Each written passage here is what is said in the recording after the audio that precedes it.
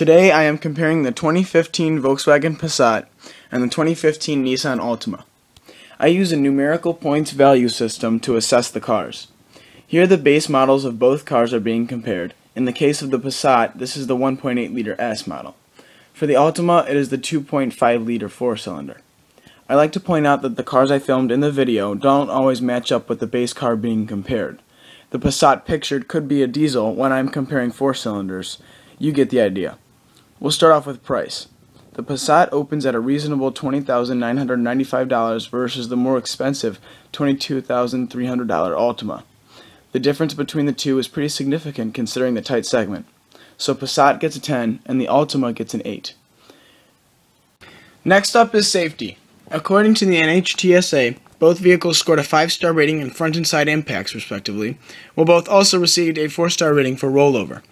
In the end, each came out with an overall 5-star rating. Here, both get 10s. I think it's necessary to point out how competitive and homogeneous this segment has gotten. Every time a new midsize sedan is released, it is superior to the older models. The cars are depending on technology and, whisper it, styling to differentiate themselves, but specs are often similar, so each comparison is really close. Next, we'll take a look at performance. The Passat reaches 60 miles an hour in 7.8 seconds, while the Altima does the deed in 7.3 seconds. Here, the Altima takes the 10 and the Passat gets a 9 because a half second is a lot of time for 0 to 60. The next category to be evaluated is styling, which is subjective, so opinions differ. I think the Passat gets an 8 on styling and the Altima gets a 9. You could like the clean styling of the Passat better because some think the Altima is a little busy. My preference leans toward Altima because the Passat, in my opinion, is a little too boring. Again, this is subjective. If you like the Passat better, no need to rage in the comments. Another important factor to look at is cargo capacity. The Passat has a relatively big trunk at 15.9 cubic feet.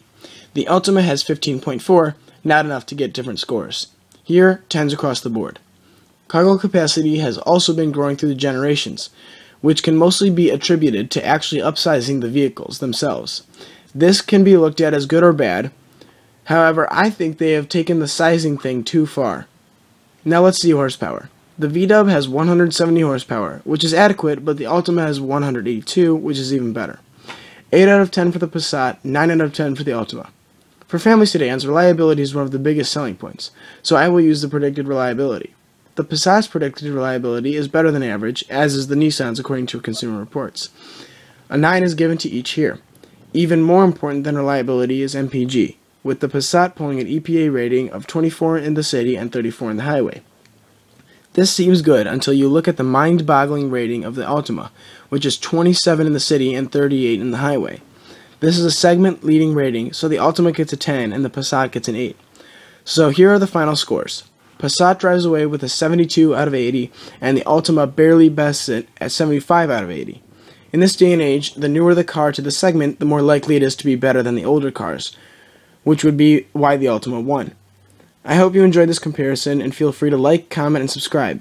Also, I usually take requests for comparisons of cars. Comment yours below if you have one. I have more footage ahead, so feel free to continue watching.